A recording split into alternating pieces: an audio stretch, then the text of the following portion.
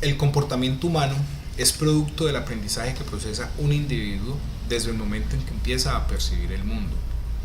Los estilos que utilizamos para comunicarnos, los gustos que adquirimos por determinados objetos, las formas de alimentación, entre otras cosas, son comportamientos o conductas aprendidas desde que nacemos y mientras crecemos. Ahora, si se suman los comportamientos de un grupo de humanos que coexisten en un mismo espacio, se identifican una gran variedad de características comunes entre sí. A esta agrupación de características comunes la podríamos denominar como cultura.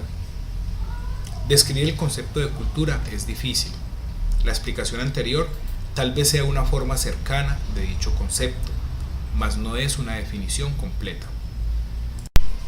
La antropología reconoce la necesidad de estudiar la cultura, teniendo en cuenta que los seres humanos somos capaces de crear y de adaptarnos a una cultura.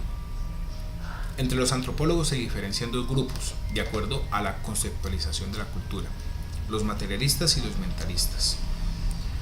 Los materialistas describen la cultura con base en el comportamiento observado y en los objetos materiales que utilizan los individuos. Para Hobble, la cultura es un sistema integrado de pautas de conductas aprendidas que no son fruto de la herencia biológica.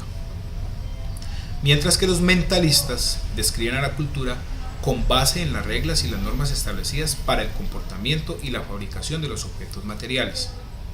Para Kroeber y Kluckhohn, la cultura es una abstracción de la conducta humana concreta, pero no es en sí misma una conducta. Podemos observar que ambos grupos, tanto materialistas como mentalistas, manejan el mismo concepto de fondo, de cultura, pero tienen una perspectiva inversa, por así decirlo.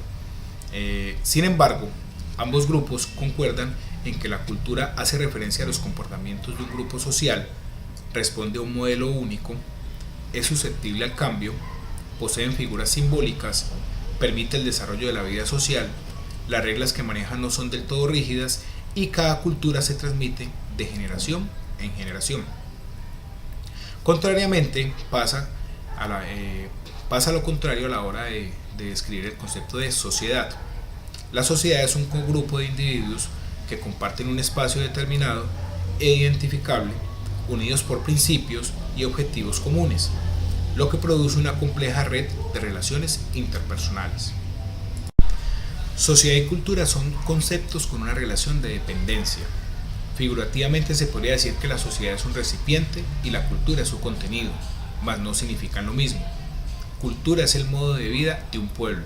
Sociedad es un grupo de personas siguiendo un mismo modo de vida. Cuando un individuo nace y crece en una sociedad, se involucra en un proceso denominado socialización. Es un proceso que se ejecuta en todas las etapas del crecimiento humano, y al lado de este proceso se ejecuta otro denominado enculturización.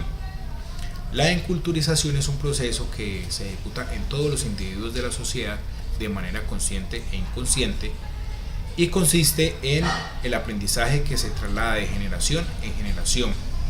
Es un proceso que es muy importante en los primeros años de vida de un individuo, ya que en ese momento se aprenden las principales costumbres y características culturales de la comunidad.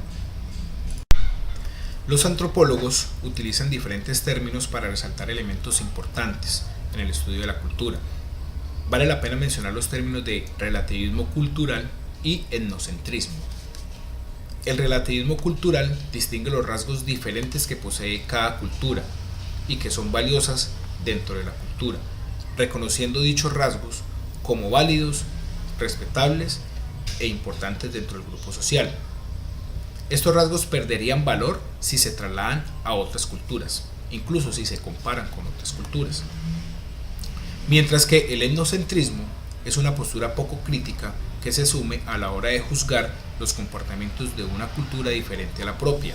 Es la manera en que un individuo valora su propia cultura, resaltándola sobre las demás.